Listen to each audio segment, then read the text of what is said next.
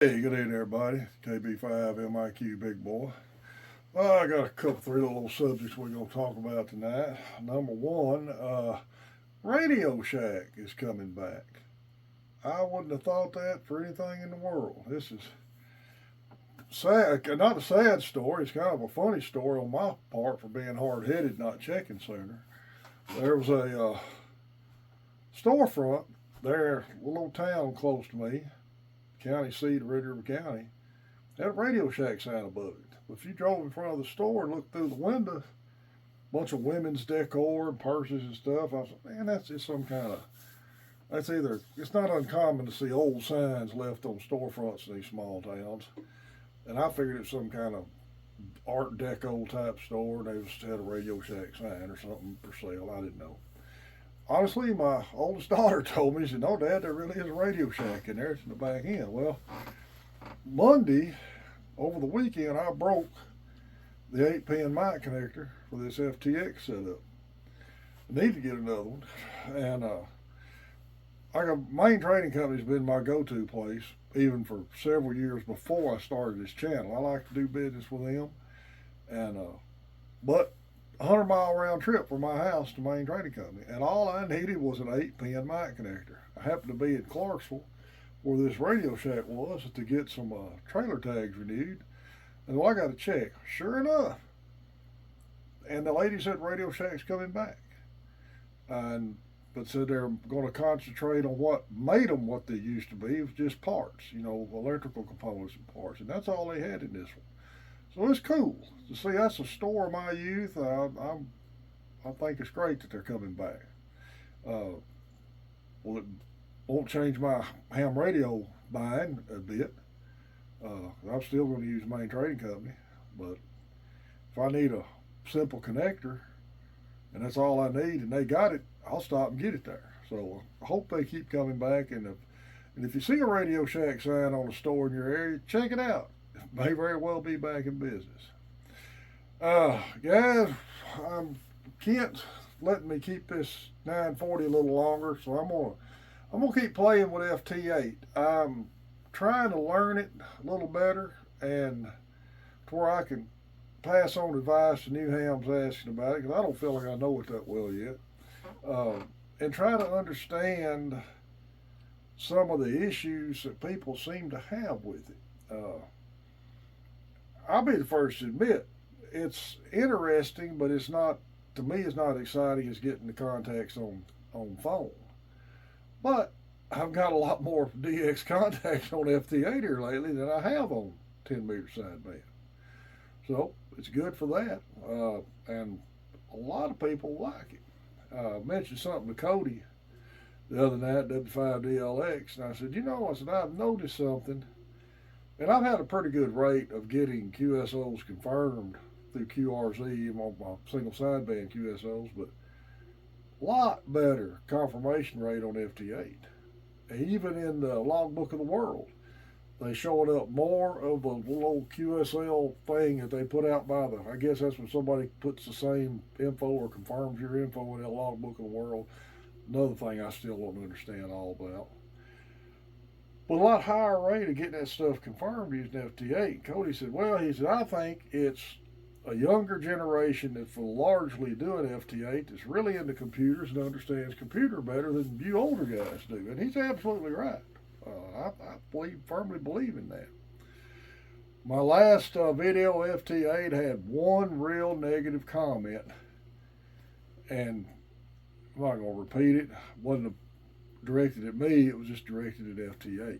And here's what I have yet to understand, and it's been in this hobby forever.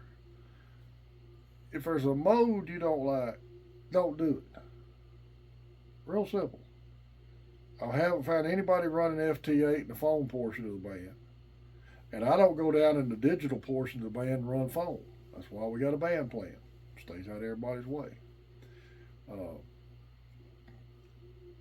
FT8's kind of interesting. I'm not a diehard FT8er yet. I'm not.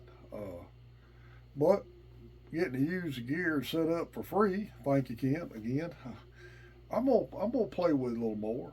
And I log my contacts just as quick as I do them, both QRZ and paper and Logbook of the World.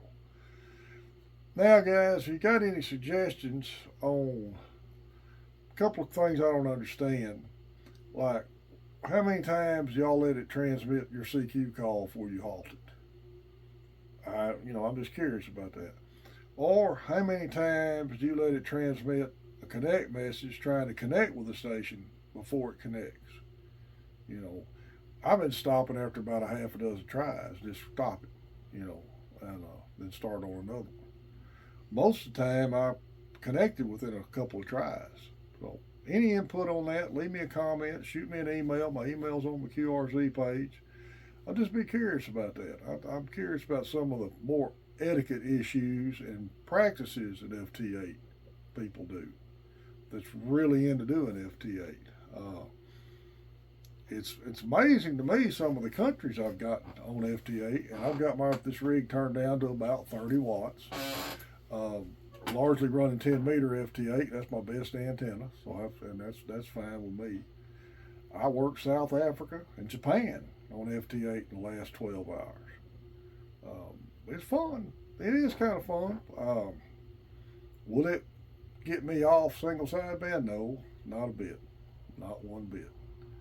Probably won't run it much longer. Probably another couple of weeks, maybe a month. I like talking too much. But in an effort for me to run this channel and try to help guys out, I feel like I need to practice as many of these modes as I can to give some sound advice on it. So, and give me some advice. If anybody can shoot me some ideas on them two things I brought up, I appreciate it. Still seeing lots of negative social media comments toward new hams and questions they ask and things like that. Guys, we've had sad hams in this country, in this hobby, forever. But until we got social media, they was only on radio where nobody but hams heard. Now, if you're getting on social media and making negative posts and saying bad things to people, somebody's keeping a record of that. And sooner or later, somebody's going to go to the FCC and, hey, look, this is what's using these bands. Look at this mess. Now, we can pay y'all millions of dollars and use these bands a lot more efficiently than you just giving them to these guys to clown show on. Think about that. We got to be custodians of the hobby, and we got to help new guys get into the hobby and get into it any level they can. Some guys don't like to talk. May not want this, may have mic fright bad. This would be a good way to get them into the hobby.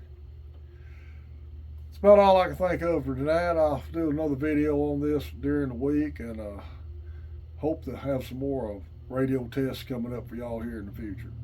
Guys, remember Main Trading Company, Paris, Texas. Richard got some good deals on new gear. Richard and Christine Lenore got that good homegrown family business. And used gear, I know when I first got in the hobby, I had a guy help me find my first radio, and he knew the radio.